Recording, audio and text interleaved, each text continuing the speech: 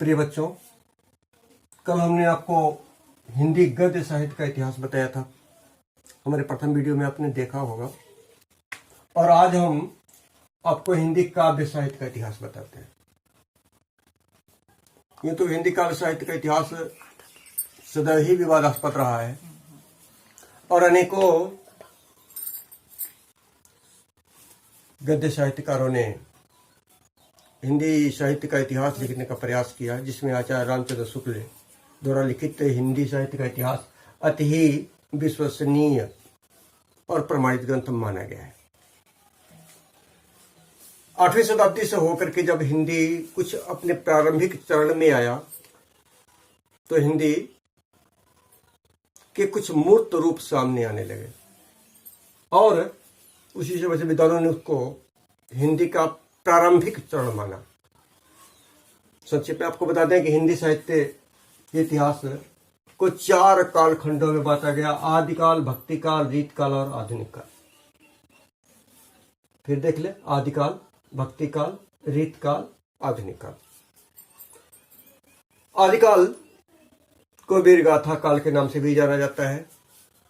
उसके पीछे वीरगाथा काल इसलिए नाम दिया जाता है क्योंकि आदिकाल में जो कवि थे, राजाश्रयी कवि थे, राजा एक दूसरे से लड़ा करते थे और लड़ाई में कवि स्वयं जा करके अपने सेना का मनोबल बढ़ाया करते थे। ऊंचे ऊंचे स्वरों में, तेज आवाज में अपने सैनिकों को बोल करके और उनका मनोबल बढ़ाया करते थे। यही कारण है कि इस काल में वीर रस के और श्रृंगार रस की प्रधानता रही है, क्योंकि या तो कभी राजाश्रयी थे तो राजाश्रयी होने का राजाओं की प्रशंसा बढ़ा चढ़ा के करते थे और श्रृंगार रस का प्रयोग करते थे, जिसमें प्रमुख रूप से रासो ग्रंथ प्रमुख है और पृथ्वीराज रासो आदर्श ग्रंथ माना गया है। चंद्रवरदायी उस काल के श्रेष्ठ कवि माने जाते हैं। इसके बाद दूसरे नंबर पर आता है भक्ति काल। हिंदी साहित्य में भक्ति काल बड़ा ही महत्वपूर्ण काल रहा है, क्योंकि भक्ति काल का जो समय है वो 13वीं शताब्दी से शुरू होता है और इस काल में इस्लामिक शासन की स्थापना हो चुकी थी। सारे शासक, हिंदू शासक इस्लामिक शासकों के अधीन हो गए थे, जिससे हिंदुवादी पूजा पाठ पर प्रतिबंध लग गया था और तमाम तरह की कठिनाइयां उत्पन्न हो गई थी। जो कवि थे वो निराश्रय होकर के इधर उधर भटका करते थे, जिससे वो अब ईश्वर के शरण में गए और यही कारण है कि इसको भक्ति काल कहा गया। हिंदी साहित्य का ये स्वर्ण काल है। जब भी स्वर्ण काल की बात आए तो आप एक ही नाम रखेंगे, भक्ति काल, जिसको 2 खंडों में बांटा गया: निर्गुण भक्ति धारा और सगुण भक्ति धारा। जिन कवियों ने ईश्वर की सत्ता में विश्वास प्रकट किया वो सगुण भक्ति धारा है, और जिन्होंने ईश्वर की सत्ता में विश्वास नहीं किया, निराकार ब्रह्म को माना, ईश्वर एक है ऐसा माना, गुरु की महत्ता को माना, जात पात का विरोध किया, जो धार्मिक बुराइयां थी उनका विरोध किया, तो वो निर्गुण भक्ति धारा में आते हैं, जिसमें 2 मार्ग भाग हुए: एक ज्ञान मार्गी शाखा और दूसरा प्रेम मार्गी शाखा। ध्यान रखें, निर्गुण भक्ति धारा में 2 धाराएं, एक ज्ञान मार्गी शाखा और दूसरा प्रेम मार्गी शाखा।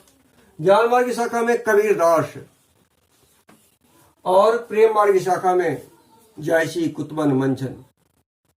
कबीरदास के समानार्थी और भी कवि हुए हैं, लेकिन इतना जाने निर्गुण भक्ति धारा में कबीरदास श्रेष्ठ कवि है और प्रेम मार्गी शाखा के जायसी, कुतुबन, मंझन जैसी की रचना अखरावट, पद्मावट, आखिरी कलाम और कबीर की कबीर ग्रंथावली में साखी, सवत्र मौनी संकलित है। इसके बाद जो दूसरे श्रेणी में आता है सगुण भक्त शाखा, जो ईश्वर के सगुण साकार रूप का वर्णन अपनी रचना में किए, वो सगुण भक्ति धारा के अंतर्गत आए, जिसमें 2 धाराएं हुई: राम भक्ति शाखा और कृष्ण भक्ति शाखा। भगवान राम की भक्ति को जिन्होंने अपनाया वो राम भक्ति शाखा, और जिन्होंने कृष्ण को अपना सर्वस्व माना वो कृष्ण भक्ति शाखा। ध्यान रखें, राम भक्ति शाखा दास्य भक्ति है और कृष्ण भक्ति शाखा साख्य भक्ति है। राम भक्ति शाखा के श्रेष्ठ कवि गोस्वामी तुलसीदास और कृष्ण भक्ति शाखा के श्रेष्ठ कवि महाकवि सूरदास। तुलसीदास की का रामचरितमानस आज हर हिंदू परिवार का धार्मिक ग्रंथ है, पवित्र ग्रंथ है। और कण में बसे हुए भगवान श्री कृष्ण की भक्ति में लीन सूरदास ने हर घर में श्री कृष्ण की भक्ति की अलख जगाई, जो आज भी बड़ी श्रद्धा से गाई जाती है, देखी जाती है। इस प्रकार आप जाने आदिकाल और भक्ति काल। भक्ति काल की जो दो धाराएं, इनके भी दो अलग अलग कालखंड हुए और इनके अलग अलग कवि हुए। आज के लिए बस इतना ही। अगर आपको इस संबंध में कोई प्रश्न हो तो हमारे मोबाइल नंबर पर ये शाम 4 बजे से 5 बजे तक पूछ सकते हैं। आपकी किसी भी तरह की जिज्ञासा हो तो आप विभाग बातें पूछ सकते हैं। कहीं कोई कठिनाई नहीं होगी, हम आपका के प्रश्नों का निराकरण करेंगे।